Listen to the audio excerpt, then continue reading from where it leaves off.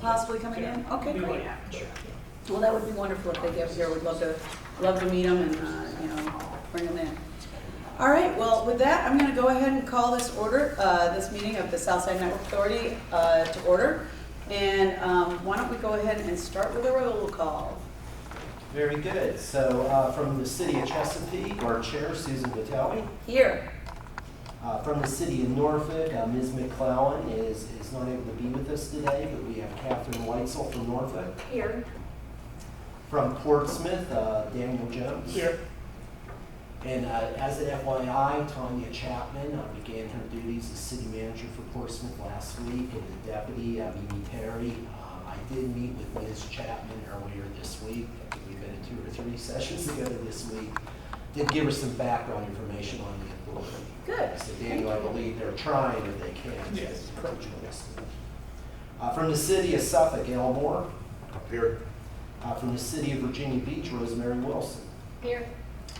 Our alternates, representing Chesapeake and Scott Fairholm today, I believe we have Jay Crown. Thank you, Jay.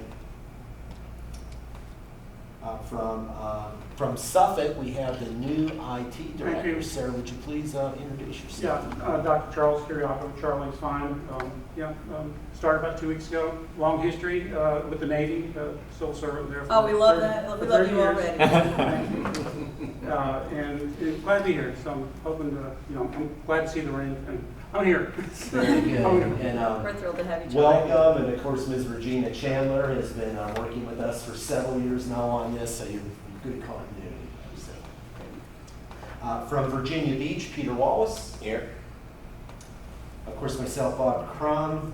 We have Stephen DeBerry, our executive director. Mike Lockaby, our legal counsel. From Columbia Telecommunication Corporation, we have Matt DeHaven joining us remotely. And why don't I pause a second and ask others to please introduce themselves. I'm Chase Stroman from the city of Chesapeake. I'm Andrew Fox from the city of Norfolk. Tom Mueller, City of Suffolk. You wanted to be Chesapeake, though. You almost said Chesapeake, didn't you? Come on. There's something we don't know about it. And of course, as you know, Dimitri and Kelly and Chris are who Yeah. keep things running here. So, Madam Chair, of course, you have a unanimous quorum for your localities back here. Wonderful. It's great to have everybody here, and thank you for all of those who are here to help get this meeting going and that do all the stuff behind the scenes. So thank you so much. All right. We'll go ahead and continue with the approval of the agenda. So hopefully you all have had a chance to review that. And do I have a motion to approve the agenda? All right. Thank you, Mr. Moore. Seconded by Mrs. Weitzel. All in favor? Aye. Any opposed? All right. We will move on with the agenda. Do we have any public comment today? Anything that came in? Anyone here? I think we pretty much see everybody in the room. So, and there was no submitted public comments? No? Okay. All right. Then let's go on with approving the minutes from June 10th. Do I have a motion to approve? So moved. Thank you, Ms. Wilson. Thank you, Mr. Jones. All in favor? Say aye. And any opposed? All right. The minutes pass.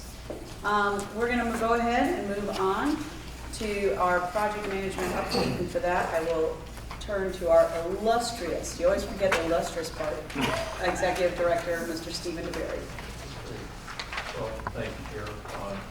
I'd like to just give a concise update today. When you're in a project like this, you have moves forward and backwards, but on a monthly basis, also not a lot of changes. But I want to leave some time today to have a healthy discussion about NTIA grants, and then following up in closed session, we have a number of contract issues that we need to talk about. So from a CTC perspective, we're making great progress of 119 miles. We've finished field survey action for over 80 miles. By the end of next week, 70 of those miles will be in CAD. Considered complete design at that point in time. CTC and myself are beginning to work with the various cities regarding right-of-way as we begin to pass those lease agreements by the various city councils. And so we're making progress there. We've had initial conversations with both Virginia DEQ and the Army Corps of Engineers. A little more work to do there, but we don't foresee any wetland issues or things but we just want to have a meeting of the minds and an understanding as we go forward so that they're fully informed and that there are no surprises on their part. And Danella is poised and ready to begin construction once final permitting is approved. We have the conduit on site. They have a field office in Chesapeake, so we have a presence here. They have staff in the triangle area of North Carolina and Florida, but they have a staff here in the Chesapeake office. So that said, as you go through a process like this, there's a lot of, everyone learns as you go through that, and we recognize that permitting up front would be the long pole in the tent, if you will, going forward. And so I believe we're in a position now where I think Virginia Beach permitting has all of the information. That said, we anticipate it'll take about 3 weeks for them to do their final permitting, and then once it's turned over to the authority, CTC and Danella will need 2 to 3 weeks to do the dig request and the action items they do. So lots said to say that we're probably looking at a 4 to 6 week slippage in terms of actual construction.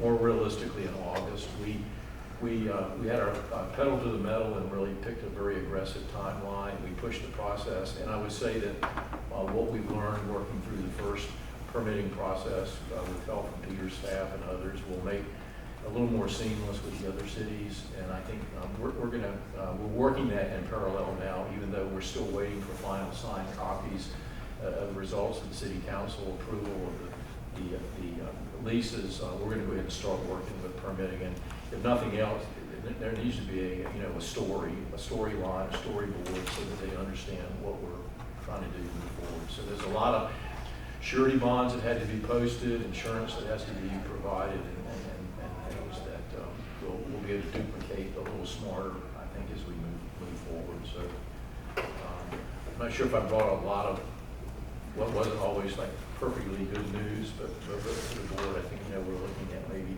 more realistically the end of August to begin construction, and it will go fairly fast when we do that.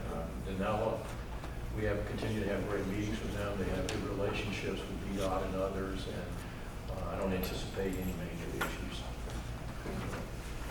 Yeah, I was going to say, could you pause just 1 second because we want to recognize Mimi? Yes. Hi, Mimi. It's so nice to have you here. Nice to see you. Good. We're glad you could make it. Yeah. So, Stephen, a couple things I just wanted to ask before we finish up on that. One, recognizing that we are, and continue to be on a very aggressive timeline, which is great. I think we've done a really good job on that. This 4 to 6 week slippage, if you will, do you think that we're going to be able to make any of that up based on the fact that now we the first time is always a little bit more of a, you got to get the process down, and but now that we kind of have gone through that, is that going to allow us to maybe, make that time up in a little bit later? Sure.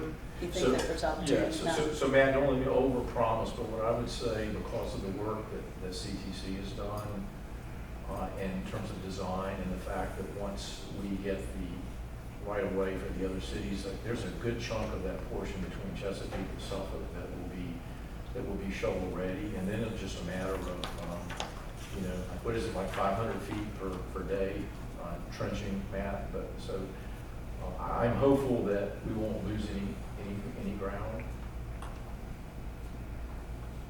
So Okay. Matt, did you want to comment on that, or? No, I'm just agreeing. Yeah, I mean, it's far. There's so many kind of long poles in the tent, so to speak, around getting that first foot of fiber constructed. Right? There's so many things that have to be put in place, permitting wise, environmental agency outreach, consultations, that sort of thing. That really, it's difficult to project the timing around that. Once construction gets moving, it's much more predictable, and the speed at which things run really has everything to do with how many crews you can have out there, barring problems with getting locates done by the existing utility owners and things like that. There's always potential problems, right? But but it really, it is more manageable to increase and decrease speed, and we really have good commitments from Danella in terms of number of crews and their ability to execute on that. So yeah, that 500 foot a day is sort of a very conservative nominal amount per construction crew, and they're going to have multiple of those running consecutive, in parallel consecutively. So, and they can add crews if needed. If they have capacity available, they can speed that up, and so on. So a lot of latitude there to move things along. And then the only other question I have, we have all the master lease agreements been approved by councils? 4 or 5. 4 or 5, that are okay. approved, and the other is legal is working to schedule with city council. Okay, all To right, get that approved and get it on the awesome, all right. And for those of y'all who have already brought it to your councils, thank you, and thank you, Portsmouth, for that. That is definitely a big part of this, so wonderful that we've made some good headway there. All right, that was all my questions. Great. Yeah, any questions from the remainder of the board before we go to the next one? Okay. PPA, P3 negotiations with GTS, we continue to negotiate. I guess I got talking and forgot my. I was gonna say, somebody's got it. There you go. So we can continue to negotiate with GTS on a regular basis. I think we're making progress. We're capturing the action items in a term sheet that Mike will help us convert into a contractual document. There are some specific issues we'd like to address with the board in closed session that are more confidential. And that's really the end. I hope to come back next week, next time, with news that we're fairly close to being able to start construction. And as Matt said, some of these are going to go really fast. But we do have 35 special crossings, railroads, water, and others. 90% of it will go really fast. Yes, sir. If I could, just do comparison, when it really starts, and from our having our knowledge, we just completed, Danelle was done when they were hitting all the crews, they were doing close to a mile of it. So, once you get permits and they get Euro crews, they can make some substantial progress. That's what I was hoping. I was kind of thinking that would be the case, but certainly I understand not wanting to overpromise. Better to underpromise and overdeliver than, at least that's what the guy that's coming tomorrow to put my pool, start my pool process is saying. Yeah. I love him though. Just, if he watches this, I just want you to know, love you guys. Real quick, and we may have talked about this last time, but on the railroad crossings, which are always, from a utility standpoint, long, have we pretty much packaged any type of, or Danella packaged their stuff to get to the railroads yet? They are working on that. They have a great relationship with, we had one trouble railroad spot, I think, that they've already worked through with Daniel on the Portsmouth side. They're working with VDOT. We're really fortunate, and they're locked in with the folks that can help us. Okay. So I can't specifically answer for in your area now, but I think we're certainly looking at those. I know that for water sewer standpoint, it seems like it took us 4 to 6 months to get railroad permits sometimes. Yeah, and it's entirely possible that quite a few of those will happen 4 to 6 months out, right? We may build right up to the edge in some of those cases. And that's why early on, even before final designs were done, we were working on the standard designs for crossings like that after consulting with each of the railroad owners on what their requirements are going to be. So even before there was specific submissions, they were involved and engaged in that to stay ahead of that. Of course, the final design has to be there to actually submit that application process, but there are not going to be surprises associated with those. Only the routine time frames around processing those. As you know, it is what it is. But those can go. The plan in general with this type of project is to build up to the handhole or vault on either side of the railroad right of way, not allow that to stop progress on either side as you're moving forward. And then in general, the material and in terms of the type of conduit and the way that's placed is done differently. Generally, the conduit is encased in an outer conduit. In some cases, a different type of bore is done. And so those would be different crews in a lot of cases, and they would knock those out once the permits start to roll in individually and kind of close those loops. But yeah, we're tracking each one individually. Yes, Mr. Jones? If I can just kind of Piggyback? on what Al was asking. With the permits, the railroads require a special provision on the insurance. Do we have that? And if not, who's going to be responsible for that? That it is a combination of the construction contractor's insurance. They have to have standard insurance, and then as part of the permit fee, they offer insurance as part of it. That's the standard way it's done, where you're actually covered under their policy. It's a special rider that's extended to the construction firm that's doing that work as part of that application fee. Okay. That's the general way that's approached. That's what I love. Daniel, you always ask those good questions that are like, He's been through this process. He does. I mean, it's like he knows. It's like we've got the person the go before the recon. Any other questions on the project? All right, Mr. DeBerry, anything else that we need to talk about for that agenda item? No, I'm just kidding. All right. Well, with that, we'll go ahead and move to the next agenda item, which is the grant opportunity, and I'll. Sure. So I'm going to kick this off, and then I'll turn it over to Mr. Crum for a few comments too. As you're all aware, NTIA has produced a notice of funding opportunity for middle mile broadband. It's about $1 billion program. After their overheads, about $780 million available for actual projects. The projects are due September 30th, with grants that will be announced no later than March 1st. And so I think at this stage I'll turn it over to Bob, and we'll talk in general terms about some opportunities. And then at the end, I want to talk to you about a follow-on conversation I had with the DHCD folks and how we might partner on Batty and other projects.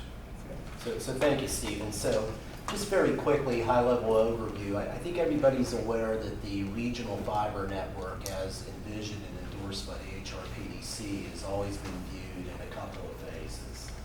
Phase one, the Southside fiber ring, which you broke ground on, for interconnecting the 5 Southside jurisdictions to the subsea cables.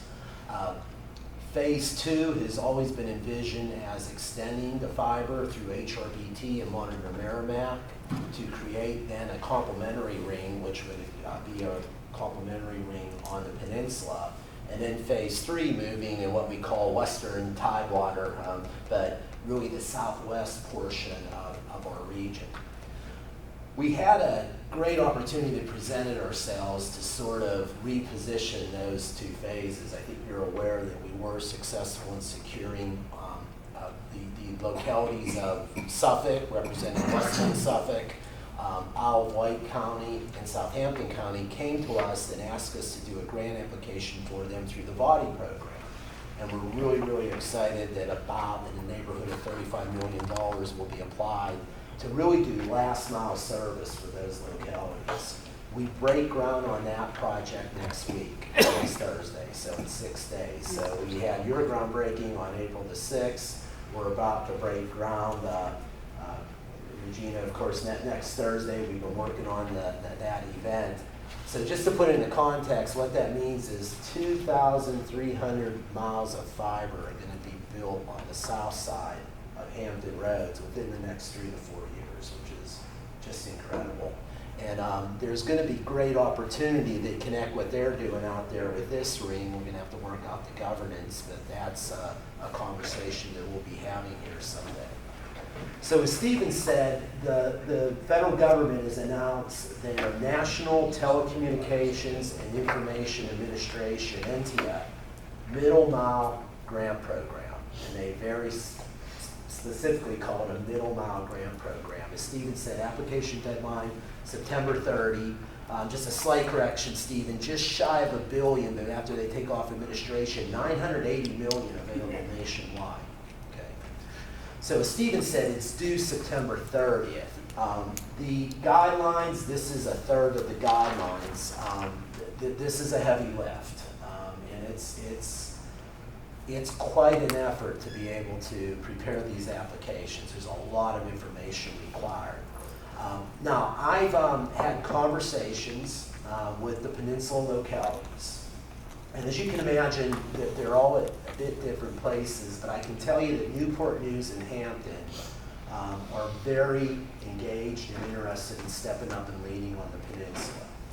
So what we are in conversations with them about, and at the city manager level and at the economic development level, extreme excitement on their part for those two cities to take the lead in doing a grant application through this NTIA program that would take the fiber ring, extend it through Hampton Roads Bridge Tunnel and monitor Merrimack, and thinking about the design and build of the southern part of the peninsula part of the fiber ring. And connecting to Langley, maybe connecting to the VA hospital, connecting to Hampton University, but honestly connecting to Jeff Lab. I think you're all aware right now that Jefferson Laboratory, we're in a national competition for a supercomputer that could be a pretty significant number of high-paying jobs, and this could really be a great asset to have towards that. Those two cities are willing and want to, so let me back up a second. To be competitive, we're going to need somebody that knows these programs, understands the network, understands the complexity of how you put these together to be competitive, and we believe that's CTC. I'm talking to Newport News and Hampton. They are very interested in talking about a cost share to explore the opportunity to bring in CTC on to prepare that application. And they also are very interested in talking about what their match will be for the grant and providing that match. And the notion is that you could create that design that would interconnect to the south side through the tunnels, but set it up for Hampton and Newport News, and then it will be expandable in the peninsula when the others want to come on, sort of the first phase of the peninsula. So Stephen and I are going to set up, Stephen's had some preliminary conversations with Matt and his team. We're looking to set up a meeting with CTC and the managers from Newport News and Hampton next week to explore those conversations. So Steve, back to you with anything else you might want to say. So we, I have a question in terms of how this impacts the funding agreement that we have in place for the second phase. Was kind of in there but not really fleshed out. Who would be the granting fiscal agent? What would be our relationship to that if it's assumed to tie into our network? So and Catherine and I expect those questions, and they're good questions that we'll need to address. We're going to have a bit of a sprint to September 30th to get this done. Stephen won't be able to do this, right? We're going to need to have those cities contract with CTC. It might be easiest to submit it through the PBC right now with those cities. And then if they are successful, then know that next March. And then the governance of everything that you've talked about will need to be worked out and considered and to this board satisfaction with the agreement of the peninsula localities. That's going to take some time that probably we're not going to have in the next 60 days, but clearly would be important to work through. Once we know. So Bob, Bob and I did have a lot of conversations about that because there's a 30% match on the part of the municipalities or counties. And there's a pro rata. The more you put in, the higher number of points you get. And so this is a very competitive grant. As Bob said, we've met with Matt and Heather Mills, who's the equivalent of CTC's vice president for grants, and they are I would say they're probably nationally the leader in this. And they were quite frank. if we go this route, it's a heavy lift. They're willing, if we can negotiate it, they're willing to work with us on this, and they have a very high success rate, but it will be 20 hours a week for Bob's team and me and others above our normal job to do this. It's not something we can do on our own in the timeline that we've got. Yeah, and let me be clear, at the PDC, that's Bob, I don't have a team. So, but nonetheless. Your team meaning you. But if I may, let me say, Newport News is told that they're willing to take the lead, and, you know, they're gonna bring staff to this, but what they don't have is that expertise that Right. CTC has, and they realize it costs to get in the game there, and they wanna have that conversation with them. So, Matt, we're hoping to set something up early next week where we can sit with you all and introduce you to those city managers. But Catherine, back to your question, I don't think it's fair to ask you to be that contract lead right now. Maybe it's something we do through the PDC, but CTC doesn't. But they're gonna ride on our contract, is what you're suggesting. We're gonna need to explore with them cooperative rider provisions that CTC has in Virginia, and also what the cities are able to do through acquisition of professional services, and determine the best way to go about that through those cities. And Dana, you know, Has there been any interest from those who would be in the phase 3 section? There is, they need some more information, and we've set up a broadband planning committee on the peninsula, 2 representatives from each localities from their IT and their economic development staffs, and that's been formed now. So we'll be working that. I think when you get it over the water, I think there will be interest in now will be this. the time we change our name. Correct. Yeah, we Yeah. hear that. We're Just- gonna do all our documents over again. I know, but it's absolutely well worth it because we've always planned from the very beginning this was gonna be all 17, so. Now, the only thing that I will say though, and Stephen, I just wanted to bring this up. As we get into this with CTC, I know Stephen is your executive director, will be looking if there's any way to build in any, I know you can't reimburse costs here, but Stephen, if there's other costs that when we do this grant, if we do this grant with Newport News and Hampton, if there's any financial benefit that we could get for this authority, Clearly, we want to. we want to explore that, so. Correct. so- And we asked the question to CTC again, as an expert on this, we asked, could we be reimbursed for expenses on the current project under this program? And the answer is no. It's new work, so I guess I'm leaning forward a little bit here, Bob. You might have to bail me out on this. I mean, if we decide to do this, if the board is in favor of doing this, we have to have our track shoes on. I don't even have an extra minute, much less an extra hour. So the question would be the funding of the contract effort with CTC. If we'll, I don't know that we would have to have another meeting to approve that, or I mean, I can't wait until next August probably to. I would say at this point, the model is going to be Newport News and Hampton taking the lead on that. Yeah. I think Okay. that's the only path to success. If, and let me say, I mean, obviously, I'd like to talk with you about it, I think, but I don't think we have time to wait for your next month meeting to go, and that's why we're gonna have to get with CTC, because honestly, what the Newport News staff, the Hampton staff, and we have concluded is that without the expertise of someone like CTC, we can't pull this off. We won't be able to pull it off. So I think, Stephen, what I would recommend is let's have you and I run with Newport News and Hampton for now, see what we can work out financially with them, and then we can come back and update this group later. But I think they really want to lead on this and are willing to see what that takes. And so really the only thing that would be the issue for us is just that they would be riding on ours, but the bottom line is all that would have to be figured out. We would, and they would be taking the lead, so. I haven't been part of the CTC discussions yet, but that's one of the things that, not for the day, but we'll be talking to Matt and his team about next week. It's just what cooperative riders they have. And obviously, we have to pull in Newport News and Hampton's attorneys to figure that out, talk to the procurement experts. But Yes. It might be a procurement office thing because you can't do cooperative for AE services. Okay. But I bet you that this would fall under another thing that we we would have the ability to move quickly on under their procurement manuals or yours. Okay. So, I don't think we really have to, there's no like approval that we need to give yet, but right now, I mean, this is something that we have always planned on.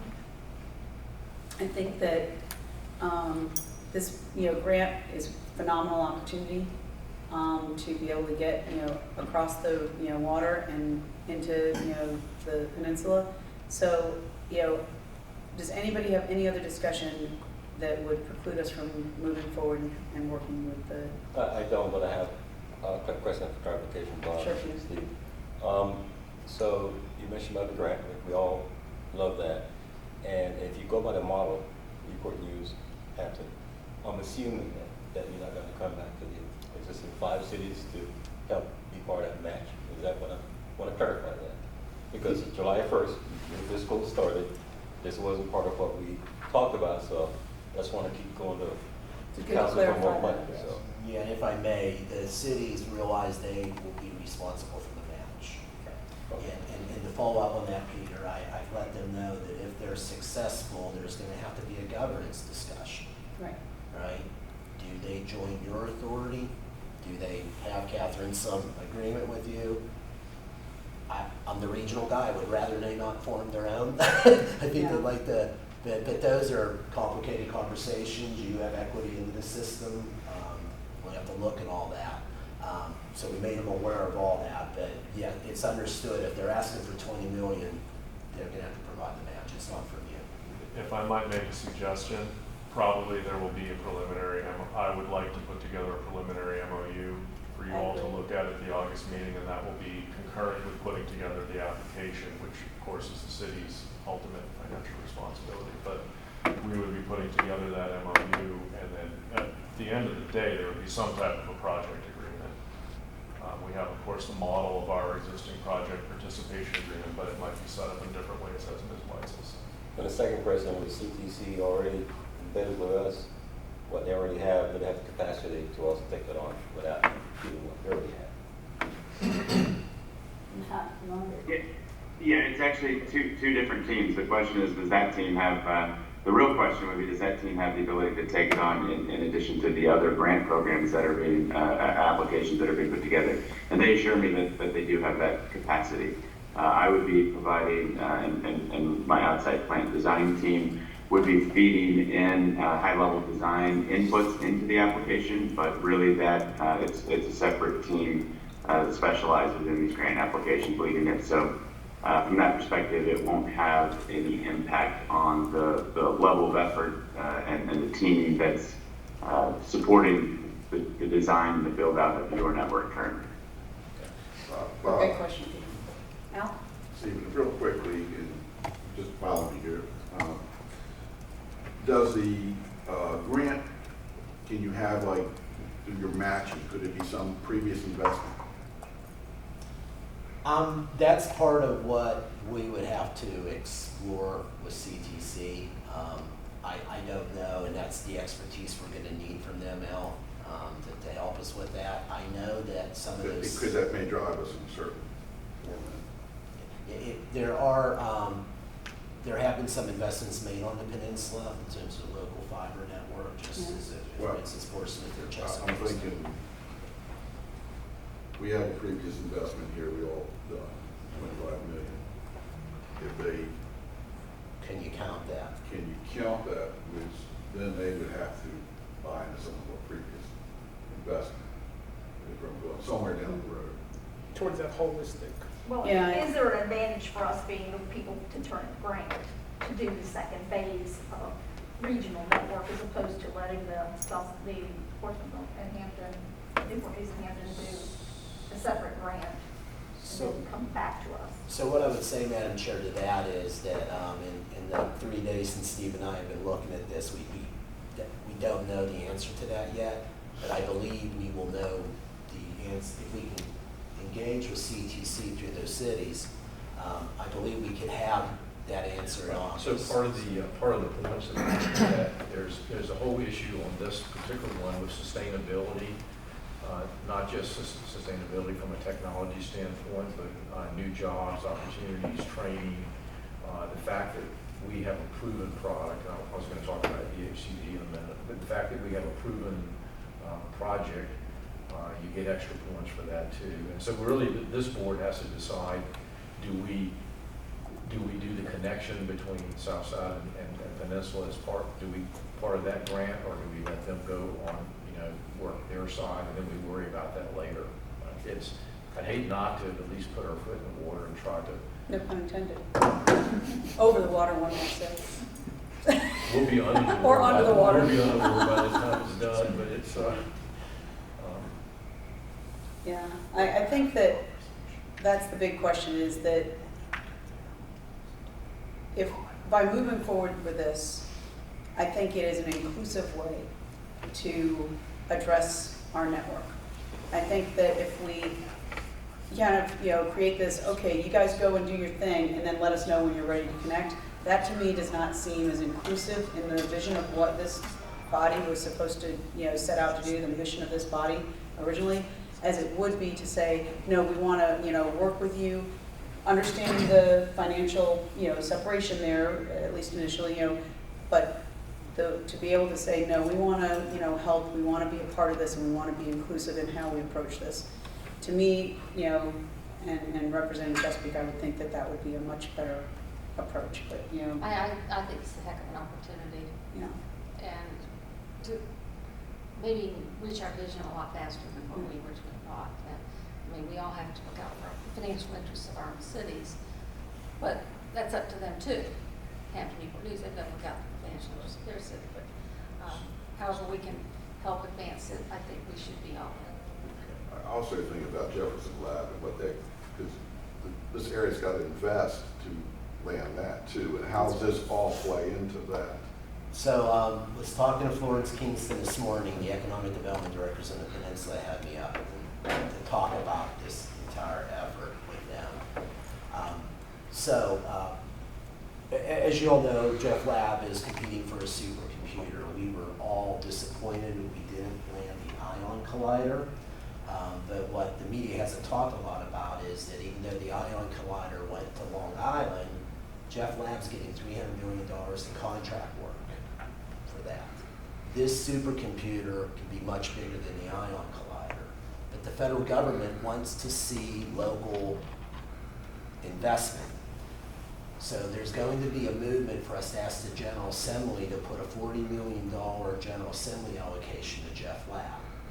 And Al, to your point, what they're thinking is that if they can also show that they're going to reach across the water with you all, join hands on a plan to move fiber there, that's another great asset that they can show that why that facility needs to be in Jefferson Labs. And there's a $25 million investment already to do that. That's right. So Dr. K just came from that world, but also we would get substantial points for supporting our military community. So we're already positioned on the south side to touch, all of the military bases, and there are other opportunities there too. So let me talk just a second, maybe Bob, just a quick transition. Let's say even if we, I don't know, if we just were granted money for a design, they really want shovel-ready projects, and that's why we've got to move really fast. But even if we got design, I engaged with, most of you know this, Tamara Holmes and Chandler Vaughn from the state DHCD, who handles the Valley grants. And so we had a really good conversation on the 5th, and I asked her, we asked some questions, but basically, in a nutshell, the current administration is not changing the focus of VADI at this stage. It still is, they're looking at rural, unserved, underserved areas. They've identified 200,000 locations that could benefit from this. However, in the $45 billion that's becoming available in the larger federal program, a lot of that will go to VADI, but each of the states had been tasked with developing a 5-year plan on how they will use federal money to enhance broadband availability. And so the first part of that is for the state to seek funds for planning to develop their strategic plan, and then there would be an implementation plan. And we agreed to continue the team from SNA and the state in terms of, even with me hopefully being able to participate in looking at their 5-year plan so that they are completely aware of projects that we're doing that are not just tangential, but could tie in with Batty projects. So what we did in Al's geographic area really got ahead of the game. Down the road, they'll be able to connect to the regional fiber ring, and we've already expanded the initial design out past to Suffolk City to Quality Camp Community College in Suffolk. So we're positioned to go to the west, and so I mean, there are just opportunities here that we just need to keep slugging forward and positioning ourselves for what might happen. And Madam Chair, if I may, Stephen, to follow up on that and Ms. Wilson's comment about the opportunity to seize this opportunity. The other thing that's happening, some of you may be aware that there are business leaders looking at this opportunity for a mega region between Hampton Roads and Richmond. And that's a future debate about that. But one of the things they're looking at is this technology corridor and using these subsea cables to make us a global internet hub. There is, and Virginia Beach Economic Development's been part of the anchor on this, working with their counterparts up in Richmond to really do an assessment about what these fibers and subsea cables can mean from an economic job creation perspective for what they call the I-64 Innovation Corridor, and really marking us as that global internet hub. So there's a lot going in, and that's private money looking at that, studying that, right? So anyway, I think that, it feels like, and if I may say, the other thing that it sort of feels like is, so the federal government came out with the first year of this, let's call it NTIA, right? I'm going to be quite honest, Matt would know more than Stephen and I are on this, but as Stephen and I look through this, I can't imagine how many localities in the country are ready to submit for this right now. I think what you've done has given us a leg up. It feels like if we wait a year, we're going to let people catch up with us. That's right. And it really feels like this is the time to make a move on this by September 30th to see if we can really take this to the next step. Yes, Daniel. Time is of the essence, but. Time is of the essence. With regards to the Batty, wasn't there this year a modification that said authorities could do it without private interaction, but it's capped at 10%? Correct. Okay. Correct. So we could technically go after 10% of what the total allocation is, or up to 10%. Yeah, I think the ongoing battle after talking to the Batty folks is that there's still going to be such a high priority on those two. They've identified 200,000, if you will, homes and localities, and I think that we want to stay in touch, and that's what we're doing. But I think our better play is to position ourselves into their 5-year plan so that we all kind of, at the end, come together with something that makes sense. But we'll keep pushing it, Daniel. We've briefed them multiple times now. We'll keep that relationship going. All right. One Yes. comment or question. So maybe I missed it earlier, but going across the Hampton Roads Bridge Tunnel, Monitor Merrimack, it has to be a significant cost. And that's not currently in our phase 1. So I guess we get, it should probably be part of this grant, but it's probably going to be a high cost. So I'm not sure if Hampton Newport News will be willing to flip, the funds to, their share of the funds to do that, but I think that would be a significant cost. It's envisioned as absolutely part of this grant, okay, great. and that they would be in for that. Great. Any other comments? So with that, we're better together. Everybody agreed? All right. Let's move forward with it. Thank you. All right, we are going to move on to our closed session. So, Mr. Attorney, would you please provide the language? Give me 1 second, ma'am. I'm sorry. I'm taking a note on Oh, no worries. It was that better together part that you were trying to get down, right? Yeah. You don't have this memorized yet, this closed session? Got some of it memorized. Madam Chair, I think you're looking for a motion to convene a closed session pursuant to subsection A28 of section 2.2-3711 of the Code of Virginia, 1950 as amended, for the purpose of discussion or consideration of information subject to the exclusion in subdivision 11 of section 2.2-3705.6 by a responsible public entity, Pursuant to subsection A33 of section 2.2-3711, for the purpose of discussion or consideration by a local authority created in accordance with the Virginia Wireless Service Authorities Act, of confidential proprietary information and trade secrets, subject to the exclusion in subdivision 19 of section 2.2-3705.6. Pursuant to subsection A29 of section 2.2-3711, for the purpose of discussion of the award of a public contract involving the expenditure of public funds, and discussion of the terms or scope of such contract where discussion in open session would adversely affect the bargaining position or negotiating strategy of the public body, and pursuant to subsection A6 of section 2.2-3711, for the purpose of discussion or consideration of the investment of public funds where competition or bargaining is involved, where, if made public initially, the financial interest of the governmental unit would be adversely affected, all specifically relating to contract negotiations with Global Technical Systems and its consortium. All right, do I have a motion? So moved. I'd like to suggest we add our. Yes, let's go ahead and add the numbers that will be included in that. Yes, ma'am. I think that you wanted to probably add your executive director, Mr. DeBerry, myself, Mr. Crum, Mr. Fox, Mr. Stroman, Mr. Mueller, and Ms. Chandler at a minimum. All right, so the motion was made by Ms. Wilson, seconded by Ms. Weitzel, and we will do a group vote this time. When we come out, we will do roll call. So all in favor? Aye. Any opposed? All right, let's move into closed session. Attorney, would you like to say the?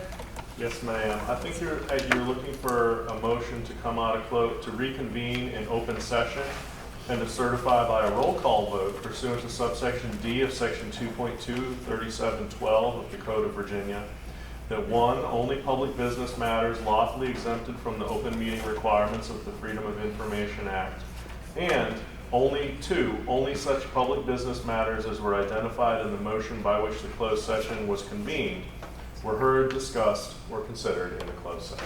So moved. Thank you, Ms. Wilson. Do I have a second? Second. Thank you, Mr. Moore. Roll call vote, Mr. Crum. Yes, Ms. Vitale, Yes. Ms. Weitzel, Yes. Mr. Jones, Yes. Mr. Moore, Yes. Ms. Wilson. Yes. Motion carries. All right, thank you very much. Is there any old or new business? Madam Chair, if I could real quickly, I thank your patience, but I mentioned something, and actually I didn't know the governor was going to make the announcement today. But I'd like to read something that maybe sort of adds to the excitement of what we're doing here. Under the governor's announcements today of Go Virginia funding, the I-64 Innovation Corridor Global Internet Hub Growth Plan Initiative received $100,000. This project will be hosted by the counties of Henrico and the city of Virginia Beach. And if I may real quickly, Virginia Beach Economic Development will develop a strategic growth plan that positions the I-64 corridor mega region to become one of the world's leading digital ecosystems. The project will create a global internet hub and driving economic growth of the technology sectors in these Go Virginia regions, as well as the greater Commonwealth. The initiative's approach will recruit a steering committee encompassing participating localities and private sector energy and digital infrastructure companies. So it's going to be a strategic plan of how you leverage these subsea cables as an economic driver. So thanks for your patience, but I thought you might find Great that news. interesting. So this is starting to bring a lot of attention. International attention. And what's happened is they've actually had people from France and Spain connecting virtually in their meetings to talk about their experiences and what this can mean here. So That's exciting stuff, guys. Aren't you glad we all got started so early? All right, great. Thank you, Mr. Crum. That's fabulous news, and it's definitely, something that this body is very, very thrilled to hear. So, any other new business or old business that needs to be discussed? All right, then this meeting is now adjourned. Thank you very much, ladies and gentlemen.